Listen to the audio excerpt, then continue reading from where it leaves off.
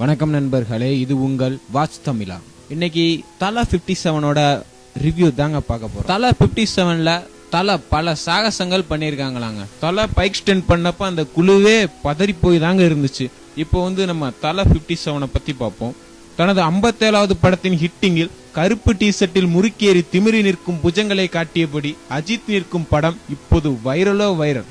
பல்கேரியாவின் தெருவில் அஜித் காட்டும் அந்த பைக் சாகச வீடியோ லைக்குகளை இன்னும் அள்ளி குவித்துக் கொண்டே இருக்கிறது.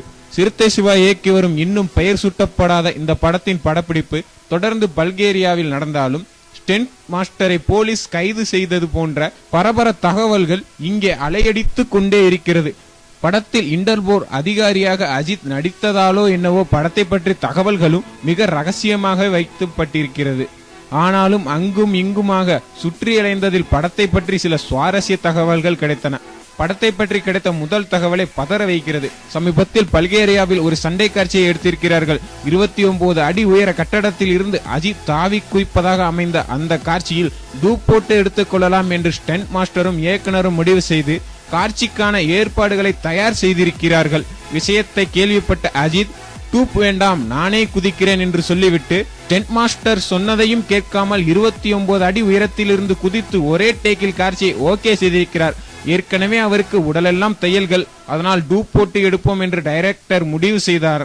வழக்கம் போல் அஜித் பிடிவாதமாக தானே குதித்து விட்டார். அவர் குதித்து முடிக்கும் வரை எங்களுக்கு உயிரே இல்லை என்கிறார் ஸ்பாட்டில் இருந்த ஸ்டென்ட் மாஸ்டர் ஒருவர். படத்தில் சண்டை காட்சிகள் வேற லெவலில் இருக்க வேண்டும் என்பதற்காக 2 ஸ்டென்ட் மாஸ்டர்கள் பணியாற்றுகிறார்கள். பல்கேரியாவில் எடுக்கப்பட்ட சண்டை காட்சிகளை சில்வா மாஸ்டரும், ஹைதராபாத் ரமோஜிராவ் பிலிம் சிட்டியில் எடுக்கப்பட்ட சண்டை காட்சிகளை கணேஷ் மாஸ்டரும் வடிவமைத்திருக்கிறார்கள். இன்டர்போல் அதிகாரியான அஜித் ஒரு குற்ற விசாரணையை மேற்கொள்கிறார். அந்த விசாரணை ஸ்லோவேனியா, பல்கேரியா, ஆஸ்திரேலியா என பல நாடுகளுக்கு பயணப்படுகிறதாம். இதன் காரணமாக எதிர்பார்ப்பை விட படத்தின் பட்ஜெட் எகிரிவிட்டதாம். படம் முடிவதற்குள் பட்ஜெட் 100 கோடியை தொட்டுவிடும் என்கிறார்கள். காஜல் அகர்வால் அஜித்தின் ஜோடி. அஜித் காஜல் அகர்வாலுக்கான டூயட் ஸ்லோவேனியாவின் அழகு பிரதேசங்களில் படப்பிடிக்கப்படுகிறது. தமிழில் அக்ஷர ராஜசனுக்கு அறிமுக படமாக இது அமைந்தாலும் அவர் அஜித்துக்கு ஜோடி இல்லை என்பது குட்டி வருத்த செய்தி. ஆலுமா டோலுமா ஹிட் காரணமாக பீப் சாங் சர்ச்சையில் சிக்கியிருந்த போதும் அனிருத்தே இந்த படத்திற்கும் இசையமைக்கட்டும் என்று அஜித் சொல்லிவிட்டார். ஆலுமாவை விட அட்டகாசமான பாடல்களை அள்ளி கொடுத்திருக்கிறாராம் அனிருத்.